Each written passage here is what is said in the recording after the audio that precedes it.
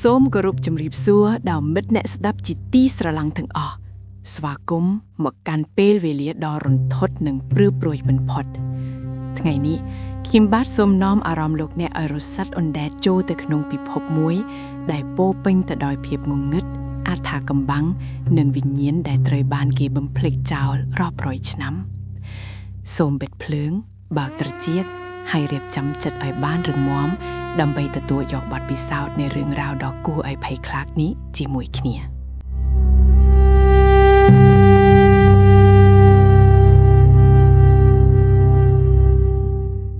ពន្លឺប្រាទចុងក្រោយនៃថ្ងៃបានរលីបាត់នៅពីក្រោយជួរភ្នំក្រវាញទុកឲ្យព្រៃដ៏ក្រាស់ប្រែជាពណ៌ប្រភេទស្រអាប់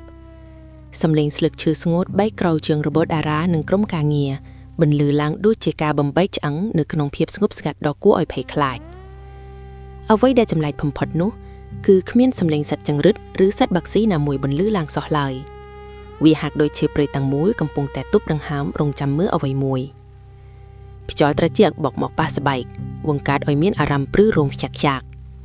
វាសនាឈប់ដើរភ្លាមដៃកាន់កាមិតផ្កាក់យ៉ាងណែនភ្នែកសម្លឹងទៅក្នុងភាពងងឹតនៃព្រៃរស័យកន្លែងនេះគាត់និយាយខ្សឹបខ្យល់នៅទីនេះមានក្លិនដូតធូបដែលដុតសម្រាប់មនុស្សស្លាប់សភីយកដៃអបដើមទ្រូងនាងមានអារម្មណ៍ថាមានភ្នែករាប់រយគូកំពុងសម្លឹងមកពួកគាត់ពីក្រោយដើមឈើធំដែលដុតស្រាប់ប៊ុនឡាមេឃចាប់ផ្ដើមងងឹតទាំងស្រុង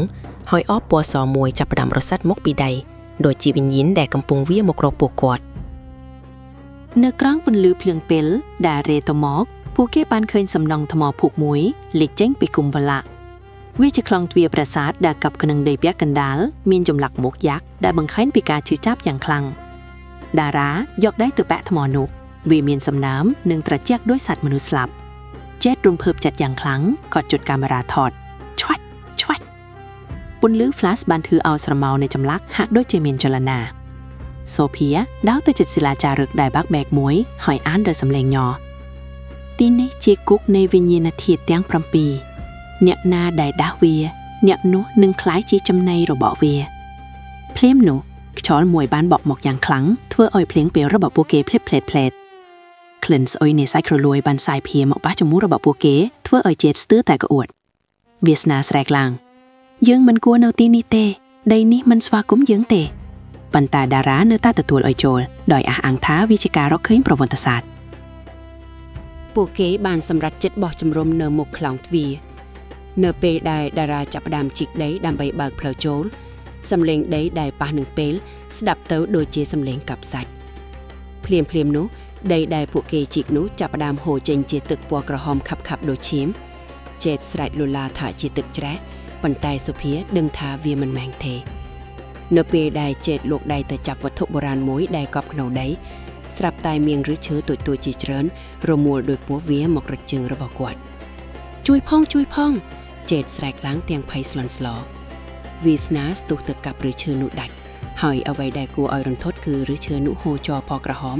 ហើយមានសំឡេងស្រែកតូចចេញពីក្នុងដីនៅជុំវិញពួកគេចាប់ផ្ដើមញ័រតិចហាក់ដូចជាមានបេះដូងยักษ์មួយកំពុងលោតនៅខាងក្រោមសុភាឃើញស្រមោលមនុស្សអត់ក្បាលងើបចេញពីដីក្នុងភាពងងឹតនៃព្រៃប៉ុន្តែនាងមិនហ៊ាននិយាយបន្ទាប់ពីបើកទ្វារបានពួកគេបានចុះទៅក្នុងផ្លូវក្រោមដីដែលសើមជោកក្លិនផ្អាប់និងក្លិនស្លែរំខានដល់ការដកដង្ហើមពួកគេបានមកដល់សាលធំមួយដែលមានទឹកជន់លិចត្រឹមជង្គង់ទឹកនោះថ្លាឆ្វង់ប៉ុន្តែត្រជាក់ដូចទឹកកកនៅពេលដែលតារាឆ្លោះពើចុះទៅក្នុងទឹកគាត់មិនបានឃើញរូបរបស់គាត់ទេប៉ុន្តែឃើញរូបអូនស្រីរបស់គាត់ដែលស្លាប់ទៅហើយកំពុងបើកភ្នែកសម្លឹងមកគាត់ពីក្រោមទឹកដៃរបស់នាងកំពុងតោងជើងគាត់តារាដួលទៅក្នុងទឹកដោយក្តីរន្ធត់សុភាពព្យាយាមទាញគាត់ឡើងប៉ុន្តែនាងមានអារម្មណ៍ថាមានដៃរអើជាច្រើនកំពុងទាញនាងចុះដែរចេតដែលកំពុងដើរនៅខាងក្រោយបានឃើញផ្ទៃទឹកប្រែជាកញ្ចក់ហើយឆ្លុះឃើញមុខរបស់គាត់ដែលរលួយនិងគ្មានភ្នែកសំឡេងដំណក់ទឹកស្រក់ពីពីដានបន្លឺឡើងជាចង្វាក់តក់ដែលស្ដាប់យូរទៅคล้ายជាសំឡេងគោះទ្វារមឈូសភាពភ័យខ្លាចមិនមែនកើតចេញពីអ្វីដែលពួកគេឃើញនោះទេតែគឺអ្វីដែលកំពុងហែវយ៉ាងស្ងៀមស្ងាត់នៅក្រោមផ្ទៃទឹកនោះពួកគេបានរកឃើញទីទួលសុវត្ថិភាពមួយនៅកណ្ដាលសាលទឹកហើយវាសនាក៏សម្រេចចិត្តបង្កាត់ភ្លើងដើម្បីកម្ដៅខ្លួននិងបណ្ដាញភាពងងឹតប៉ុន្តែនៅពេលដែលដាច់កែកត្រូវបានឆាបភ្លើងមិនមានពណ៌លឿងដូចធម្មតាទេវាមានពណ៌ខៀវស្រងាត់និងគ្មានកម្ដៅ ស្រមោលដែលកាត់ចេញពីភ្លើងនោះមិនរេតាមចលនារបស់ពួកគេទេប៉ុន្តែវាមានរូបរាងផ្ទាល់ខ្លួនវាជារូបរាងរបស់មនុស្សកំពុងរំយ៉ាងកម្រើកភ្លាមនោះភ្លើងបានឆាបឆេះយ៉ាងសន្ធោសន្ធៅនិងបង្កើតជារូបមុខដ៏ធំមួយដែលកំពុងស្រែកសោភា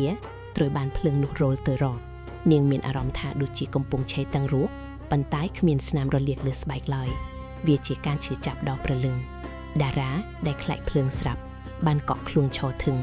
ភ្នែករបស់គាត់សម្លឹងទៅក្នុងអណ្ដាតភ្លើងហើយឃើញហេតុការណ៍អតីតកាលដែលប្អូនស្រីគាត់ស្លាប់វាមិនមែនជាកំហុសបងទេសំឡេងមួយចេញពីភ្លើងលន់មកដាក់ត្រចៀកគាត់ក្លិនសាច់ឆែកបានសាយភាពេញបន្ទប់ធ្វើឲ្យពួកគេចង់ក្អួតនិងវាមុខភ្លើងបានរលត់ទៅវិញយ៉ាងចម្លែក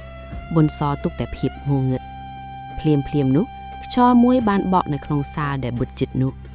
វាមិនមែនជាខ្យល់ធម្មតាទេវាជាខ្យល់ដង្ហើមរបស់ប្រាសាទខ្យល់នោះបក់កាត់ត្រចៀកពួកគេបង្កើតជាពាក្យសម្ដីខ្សឹបចែតបានឮសំឡេងវាសនានិយាយថាយើងនឹងសម្លាប់វាចោលហើយយកមេទាំងអស់រីឯវាសនាបានឮសំឡេងចែតនិយាយថាអាម្នាក់នេះវាអស់ប្រយោជន៍ហើយទុកវាចោលទៅការមិនទុកចិត្តគ្នាចាប់ដើមឆាបឆេះខ្យល់បក់កាន់តែខ្លាំងឡើងរហូតដល់ក្លាយជាព្យុះតូចមួយនៅក្នុងសាលវាបក់ពួកគេឲ្យដួលរេសំឡេងខ្យល់បានប្រែទៅជាសំឡេងសើចកកកាក់របស់អ្នកដែលស្លាប់នៅទីនេះរាប់សតវត្សសូភាព្យាយាមបិទត្រចៀកហើយសូត្រធម៌ប៉ុន្តែខ្យល់បានបក់ចូលក្នុងមាត់នាងធ្វើឲ្យនាងស្ទះដង្ហើមខ្យល់នោះត្រចៀកនឹងមុតដោយកាំបិតវាឆូតស្បែករបស់ពួកគេឲ្យចេញឈាមតិចក្នុងភាពច្របូរច្របល់នៃខ្យល់ព្យុះនិងភាពងងឹតចេតបានដាក់ចេញពីក្រុមគាត់បានឃើញពន្លឺមាសមួយចាំងចេញពីជ្រុងម្ខាងនៃសាលដល់ក្តីលោភលន់គាត់វាទៅរកពន្លឺនោះវាគឺជាចម្លាក់បដិមាមាសមួយដ៏ស្រស់ស្អាតដៃរបស់ចេតញ័រទៅត្រឹកពេលគាត់ប៉ះវារបស់ខ្ញុំគាត់រអ៊ូភ្លាមនោះភ្នែករបស់បដិមានោះបានបើកឡើងបង្ហាញក្របភ្នែកពណ៌ខ្មៅសុទ្ធដៃដែលមើលមិនឃើញមួយបានចាប់កជើងចេតហើយអូបគាត់ចូលទៅក្នុងភាពងងឹតយ៉ាងលឿនជួយផងតារាសូភាសំឡេងស្រែករបស់គាត់លាន់លឺយ៉ាងខ្លាំងហើយបន្ទាប់មកត្រូវបានកាត់ផ្ដាច់ដោយសំឡេងក្រឹបដូចជាឆ្អឹងកត្រូវបានបាក់ក្រុមនៃនឿសបានរត់ទៅតាមសំឡេងប៉ុន្តែឃើញតែស្នាមអូបដែលមានឈាមស្រស់និងកាមេរ៉ារបស់គាត់ដែលធ្លាក់លើដីអេក្រង់កាមេរ៉ាកំពុងបង្ហាញរូបភាពចុងក្រោយដែលថតបានមុខរបស់ចេតដែលកំពុងស្រែកដោយមានដៃខ្មៅរាប់សិបកំពុងហែកមុខរបស់គាត់គ្មានផ្លូវត្រឡប់ក្រោយទេទ្វារដែលពួកគេចូលមកត្រូវបានបិទជិតដោយផ្ទាំងថ្មតារាសូភានិងវាសនាត្រូវបង្ខំចិត្តចុះតាមជណ្ដើរទូចង្អៀតមួយដែលនាំទៅជាន់ក្រោមជញ្ជាំងនៅទីនេះធ្វើពីលលាក្បាលមនុស្សរាប់ពាន់ដែលត្រូវបានតម្រៀបគ្នាពន្លឺពិលរបស់ពួកគេកាន់តែខ្សោយសូភាមានអារម្មណ៍ថាលលាក្បាលទាំងនោះកំពុងបែរមុខតាមពួកគេគឺជាអ្នកដែលធ្លាប់ចូលមកទីនេះពីមុនវាសនានិយាយទាំងសំឡេងស្ងួតបរិយាកាសកាន់តែធ្ងន់ធ្ងរធ្វើឲ្យពួកគេពិបាកដកដង្ហើមដូចជាអុកស៊ីហ្សែនត្រូវបានបឺតចេញពួកគេបានឮសំឡេងដាល់តាមពីក្រោយទឹកវាជាសំឡេងជើងមនុស្សប៉ុន្តែធ្ងន់ជាងមនុស្សធម្មតានៅពេលតារាងាកទៅក្រោយគាត់ឃើញតែភាពងងឹតប៉ុន្តែគាត់ដឹងថាមានអ្វីមួយកំពុងនៅទីនោះអ្វីមួយដែលខ្ពស់ធំនិងកំពុងញញឹមដាក់ពួកគេក្នុងភាពងងឹតក្លិនស្អុយនៃសាក់សក់ចេតហាក់ដូចជាតាមជាប់ពួកគេមិនលែងពួកគេបានធ្លាក់ចូលទៅក្នុងបន្ទប់មួយដែលគ្មានជញ្ចាំងគ្មានពីដានគ្មានកំរាលមានតែភាពងងឹតសួនឈឹងនេះគឺជាធាតុទី5សញ្ញាកាសភ្លឹងពិលរបស់ពួកគេលែងដំណើរការសុំបលិតាសំឡេងរបស់ពួកគេក៏ត្រូវលេបបាត់ដែរតារាព្យាយាមស្រែកហៅសូភាប៉ុន្តែគ្មានសំឡេងចេញមកទេពួកគេម្នាក់ត្រូវប្រឈមមុខនឹងភាពឯកោបំផុតក្នុងភាពងងឹតនោះពួកគេមិនបានឃើញដោយភ្នែកទេតែឃើញដោយចិត្តតារាឃើញខ្លួនឯងឈរមើលប្អូនស្រីគាត់ឆេះម្ដងហើយម្ដងទៀតសូភាឃើញខ្លួនឯងត្រូវបានវិញ្ញាណកំណាចចូលសន្ធិដ្ឋវាសនាឃើញមិត្តរួមអាវុធរបស់គាត់ដែលស្លាប់ក្នុងសង្គ្រាមមកចោមរោមខំហែកសាច់គាត់នេះមិនមែនជាការបំភានទេវាគឺជាការដាស់ភីភ័យខ្លាចដ៏ជ្រៅបំផុតនៅក្នុងចិត្តឲ្យខ្លាចជាការពិតពួកគេលែងដឹងថាពេលវេលាកន្លងផុតទៅយូរប៉ុណ្ណា1ម៉ោង1ឆ្នាំឬ1ជីវិតរាងកាយរបស់ពួកគេចាប់ផ្ដើមស្ពឹកស្រពន់ដូចជាវិញ្ញាណកំពុងត្រូវបានបឺតចេញបន្តិចម្ដងភ្លាមនោះពន្លឺក្រហមមួយបានឆេះឡើងវាសនាបានឈរនៅទីនោះប៉ុន្តែវាមិនមែនជាវាសនាទេភ្នែករបស់គាត់ប្រែជាពណ៌សគ្មានប្រស្រី សរសៃឈាមខ្មៅខ្មៅបានរត់ពេញផ្ទៃមុខនិងដៃជើងគាត់បញ្ចេញសំឡេងក្រហមដែលលាយឡំដោយសំឡេងមនុស្សប្រុសស្រីក្មេងចាស់រាប់រយនាក់ឯងបានដាស់យើងវាសនាស្ទុះមកច្របាច់កតារាដោយកម្លាំងដែលមិនមែនជាកម្លាំងមនុស្សតារាព្យាយាមរើបំរាស់ប៉ុន្តែដូចយកពងមន់ទៅចូលនឹងថ្មសូភាយកបន្តងព្រើដែលនាងមានគប់ទៅលើវាសនាបែប៉ះនឹងស្បែកវាសនាវាឆេះដោយសាច់ដែលត្រូវដែកក្តៅវាសនាស្រែកលន់ពេញប្រាសាទហើយគ្រវែងតារាទៅបុកនឹងជញ្ជាំងថ្មឈាមត្រូវការឈាមវិញ្ញាណនៅខាងខ្លួនវាសនាទៀមទារាងកាយរបស់គាត់ចាប់ផ្ដើមបាក់បែកឆ្អឹងជំនាអឺតជិនមកក្រៅស្បែកប្រែកជាជាស្នាមធំធំហាក់ដូចជាវិញ្ញាណនោះធំពេកសម្រាប់រាងកាយមនុស្សភ្លាមនោះពន្លឺក្រហមមួយបានឆេះឡើងវាសនាបានឈរនៅទីនោះប៉ុន្តែវាមិនមែនជាវាសនាទេភ្នែករបស់គាត់ប្រែជាពណ៌សគ្មានប្រស្រីសរសៃឈាមខ្មៅខ្មៅបានរត់ពេញផ្ទៃមុខនិងដៃជើងគាត់បញ្ចេញសំឡេងក្រហមដែលលាយឡំដោយសំឡេងមនុស្សប្រុសស្រីក្មេងចាស់រាប់រយនាក់ឯងបានដាស់យើងវាសនាស្ទុះមកច្របាច់កតារាដោយកម្លាំងដែលមិនមែនជាកម្លាំងមនុស្សតារាព្យាយាមរើបំរាស់ប៉ុន្តែដូចយកពងមន់ទៅចូលនឹងថ្មសូភាយកបន្តងព្រើដែលនាងមានគប់ទៅលើវាសនាបែប៉ះនឹងស្បែកវាសនាវាឆេះដោយសាច់ដែលត្រូវដែកក្តៅវាសនាស្រែកលន់ពេញប្រាសាទហើយគ្រវែងតារាទៅបុកនឹងជញ្ជាំងថ្មឈាមត្រូវការឈាមវិញ្ញាណនៅខាងខ្លួនវាសនាទៀមទារាងកាយរបស់គាត់ចាប់ផ្ដើមបាក់បែកឆ្អឹងជំនាអឺតជិនមកក្រៅស្បែកប្រែកជាស្នាមធំធំហាក់ដូចជាវិញ្ញាណនោះធំពេកសម្រាប់រាងកាយមនុស្សសៅភាដឹងថាមានតែវិធីមួយគត់ដើម្បីរស់គឺត្រូវបិទសាលាចារឹកវិញនាងអូសតារាដែលរបួសធ្ងន់ឲ្យរត់ទៅកាន់សាលាកណ្ដាលវិញវាសនាដែលរលៃជាបិសាចកំពុងដើរតាមពួកគេយឺតដោយរីករាយនឹងការបរិបត្តិឈាមរបស់តារាហូរស្រក់តាមផ្លូវសៅភាចាប់ផ្ដើមសូត្រធម៌បាលីបុរាណដែលនាងចាំបានប្រាសាទទាំងមូលចាប់ផ្ដើមរង្គោះរង្គើធាតុទាំង4ដីទឹកភ្លើងខ្យល់បានចាប់ផ្ដើមវាយប្រហារពួកគេក្រំពេលតែមួយថ្មធ្លាក់ពីលើទឹកហក់ឡានភ្លើងឆាបឆេះនិងខ្យល់បក់បក់សៅភាស្រែកប្រាប់តារាបងត្រូវតែប្រើឈាមបងដើម្បីបិទអក្សរចារឹកនោះឈាមរបស់អ្នកដាស់ត្រូវតែជាឈាមរបស់អ្នកបិទតារាស្ទុះទៅកាត់ដៃខ្លួនឯងហើយយកឈាមទៅលាបលើសាលាចារឹកមកយ៉ាភ្លាមនោះវាសនាបានស្ទុះមកដាល់ហើយខំស្មាតារាដាត់សាច់មួយដុំការឈឺចាប់គឺលើសពីការពណ៌នាប៉ុន្តែតារាមិនដកដៃចេញទេពន្លឺពណ៌មាសមួយបានផ្ទុះចេញពីសាលាចារឹក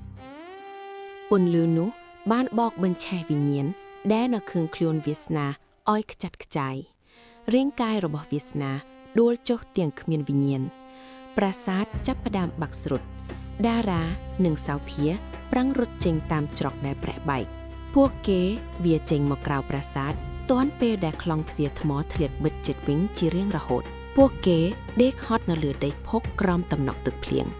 ប៉ុន្តែនៅពេលដែលតារាងាកទៅមើលសៅភាគាត់ឃើញថាភ្នែករបស់នាង